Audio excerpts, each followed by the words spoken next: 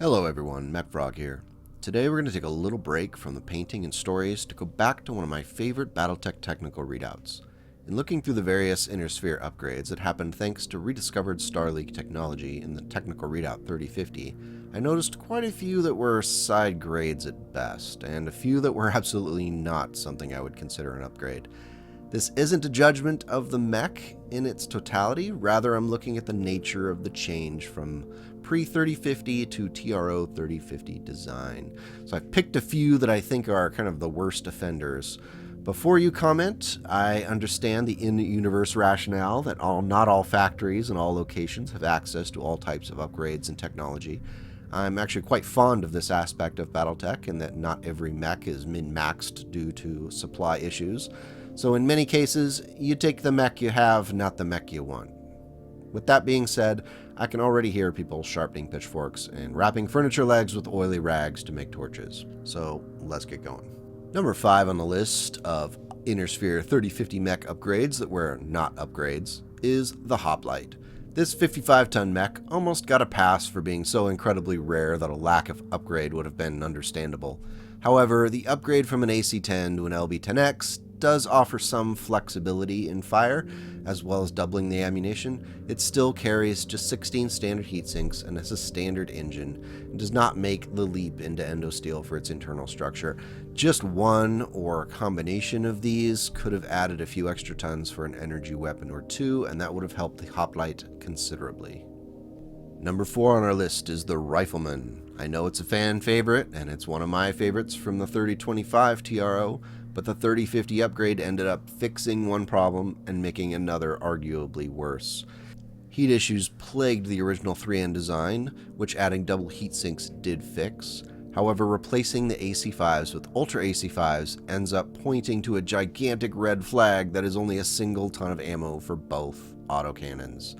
This mech still has an issue with a lack of armor, and now with only 10 shots with both autocannons, or 5 if you go all in on the double fire mode, the mech is very quickly going to lose a significant amount of its firepower early on in any fight.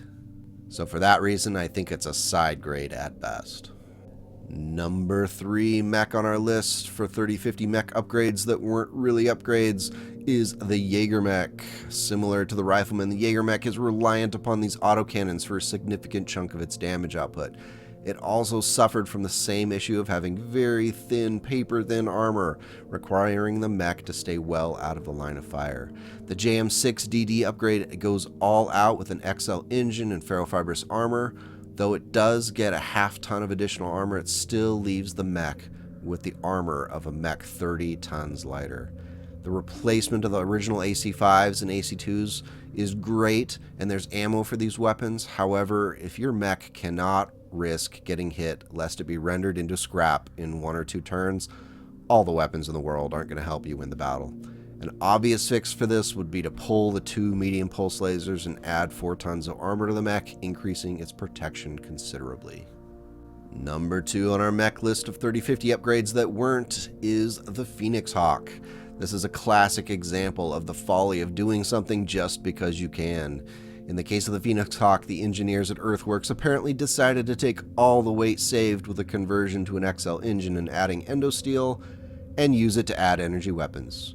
Replacing a single large laser with 2 ER large lasers sounds great, except that if you fire both of them the same turn without even jumping or firing any other weapons, you've already exceeded the mech's heat sinking capabilities. Alpha striking is out of the question with those 2 other medium pulse lasers added to the mix. It is just a mess. The 3050 upgrade turned the Phoenix Hawk from a nimble, capable medium into a dangerous hotbox. Number 1 on our mech list of 3050 upgrades that weren't is the Panther 10K. This upgrade to endosteel allowed the manufacturers to swap out the PPC with an ER model, as well as adding an Artemis fire control system and case for the SRM ammo. However, a glaring issue on this version of the Panther is the lack of double heat sinks. This creates an instant issue with heat, as the ER PPC is considerably hotter than the original PPC design found on the Panther 9R. With only 13 single heat sinks after the first shot, this Panther is going to have trouble consistently putting shots downfield. It's worth noting that the Panther 10K2 addresses this issue by adding double heat sinks. Now before we go, I want to add an honorable mention for a clan mech design that isn't technically a 3050 upgrade, but it deserves a little chiding as a pretty awful primary configuration. In this case, this was the mech they wanted to take into battle, and that's pretty bad. The mech is the Man of War. At 80 tons, the mech is fast for its weight with a massive 400XL engine. However, the primary configuration is a mishmash of weapons that lack punch and render it quite harmless until very close to opposing forces. Even when close, the twin LB5Xs and SRM6s are going to pepper a mech with small amounts of damage without a weapon that can really capitalize upon it. The primary configuration flies in the face of clan military doctrine of the early 3050s, and I cannot for the life of me explain why this exists. The A, B, and C configurations are all clearly better loadouts for both long-range and short-range fights. Let's leave the primary configuration at home.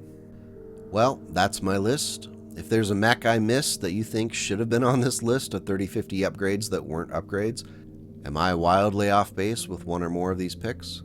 Feel free to let me know what you think down in the comments, and we can keep the discussion rolling. I'd also love to hear your opinion on which mechs you think benefited the most from the 3050 tech upgrade. I have a few picked out for possible future video, but maybe you could influence me. Big thanks for those of you watching, being a fan, hitting that like and subscribe button if you think I'm worthy. Thank you to the Ko-Fi supporters who are having a ball this month with some new 3D printable hex bases. You're amazing. Keep being so, and go out and make the world a slightly better place today and tomorrow.